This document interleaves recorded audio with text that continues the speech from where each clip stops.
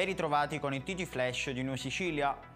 Nel primo pomeriggio della giornata di oggi un incidente ha avuto luogo a Catania, esattamente all'inizio di via Androne all'incrocio con via Rocca Romana. Nello specifico un camion si è reso protagonista di un sinistro autonomo, andando a impattare con un grosso ramo di uno dei tanti alberi che costeggiano la strada. È stato risolutivo l'intervento da parte dei carabinieri di Scicli che nella giornata di ieri ha permesso di individuare e denunciare l'autore di un furto aggravato consumato nell'istituto comprensivo Elio Vittorini.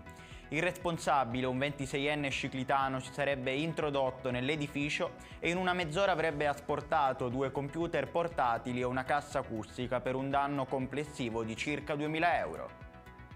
Nella mattinata di ieri i poliziotti del commissariato di Mazara del Vallo hanno dato esecuzione a un'ordinanza di applicazione di misura cautelare nei confronti di 4 giovani cittadini mazzaresi di età compresa tra i 19 e i 21 anni, i quali sono ritenuti indiziati del delitto di lesioni personali gravi aggravate, riconducibili ai fatti commessi in pieno centro nelle notti del 21 e del 28 agosto scorso, ai danni di 5 coetanei mazzaresi.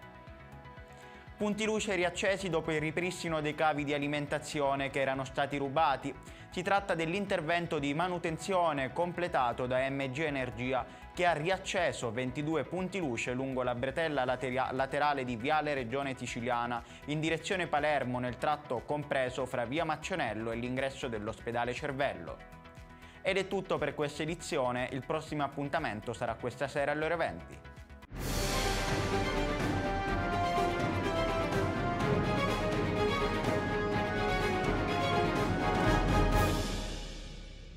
Procar, centro assistenza autorizzato BMW e Mini, adesso anche BMW Motorrad, via George Marshall 7, Mister Bianco, Catania.